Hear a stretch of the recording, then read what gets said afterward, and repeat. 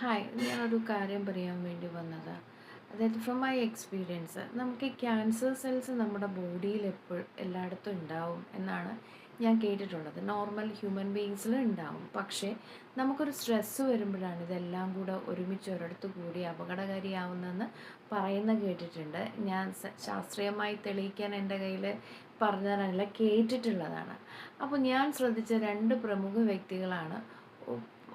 ഒരാൾ ഉമ്മൻചാണ്ടി സാർ എപ്പോഴും മനുഷ്യർക്ക് ചുറ്റുമായിരുന്നു, മനുഷ്യൻ്റെ സ്നേഹത്തിന് ചുറ്റുമായിരുന്നു. എന്ന് ഈ മനുഷ്യരല്ലാത്ത കുറച്ച് മൃഗങ്ങൾ ആ മഹാമനസ്കനെ വേണ്ടാത്ത കാര്യങ്ങളിലേക്ക് വലിച്ചഴിച്ചപ്പോൾ ക്യാൻസർ സെൽസ് ഒരുമിച്ച് കൂടി. ആൻഡ് ഇപ്പോൾ ഞാൻ ശ്രദ്ധിച്ചത് രേണു സുധി, അവർ നേരിട്ട ക്യാൻസറിനേക്കാൾ ഭീകരമാണ്. ഞാൻ നേരിട്ട വലിയൊരു ഇത് ക്യാൻസർ അല്ലായിരുന്നു, മറ്റു മനുഷ്യരുടെ കൂരമ്പുകൾ പോലുള്ള വാക്കുകളായിരുന്നു എൻ്റെ ജീവിതത്തിൽ ക്യാൻസറിനേക്കാളും ഭീകരമായിട്ട് എനിക്ക് തോന്നിയിട്ടുള്ളത്. ഒരു 2 months I got A human being who can act very well in the case of love.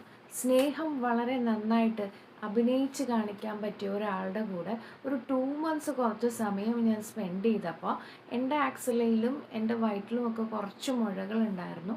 അത് പിന്നെ ലൈക്ക് കുറച്ച് നല്ല മനുഷ്യരെ ഒരു എൻകൗണ്ടർ, നല്ല മനുഷ്യരുമായിട്ട് കുറച്ച് സമയം സ്പെൻഡ് ചെയ്യാൻ എനിക്ക് കിട്ടിയപ്പോൾ ഇതൊക്കെ എവിടെ പോയെന്ന് അറിയത്തില്ല. സോ ഇപ്പോൾ വന്നിരിക്കുന്ന ആ ക്യാൻസറിൻ്റെ മെയിൻ കാരണം അവരേറ്റ അപമാനങ്ങളാണ്. ഒരമ്മയാണ്. അമ്മയെ നമ്മൾ ബഹുമാനിക്കണം.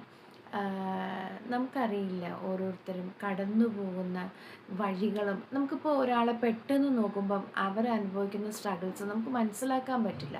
ഓരോരുത്തരും സ്ട്രഗിൾസിൻ്റെ കൂമ്പാരമാണ്. പിന്നെ വേറൊരു വൃത്തികെട്ട ചിന്താഗതി എന്ന് വെച്ചാൽ, നമ്മളൊരാളോട് പോയി നമ്മുടെ വേദന പറയുമ്പോൾ ലോകത്ത് എല്ലാവർക്കും വേദനകളുണ്ടെന്നുള്ള തിരിച്ചുള്ള മറുപടി, അത് നമ്മൾ മനസ്സിൽ കൂരമ്പ് പോലെ തഴയ്ക്കും. കാരണം എൻ്റെ വേദന, ഓരോരുത്തരുടെയും വേദന ഓരോരുത്തർക്കും വലുതാണ്.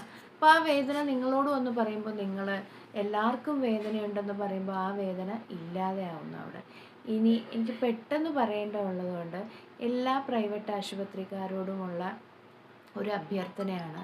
ഈ നമ്മൾ ക്യാൻസർ വരുമ്പോൾ RCC മെഡിക്കൽ കോളേജിലൊക്കെ നമ്മൾ പോകുമ്പോൾ അവിടുത്തെ ആ അന്തരീക്ഷം നമ്മളിൽ കുറച്ചൊന്നുമല്ല ഇമ്പാക്റ്റ് ഉണ്ടാക്കുക. ഞാൻ ഛർദ്ദിക്കുമായിരുന്നു കാണുമ്പോഴേ. അതിന് ഞാൻ മുല്ലപ്പൂ ചൂടിക്കൊണ്ട് പോകുമായിരുന്നു.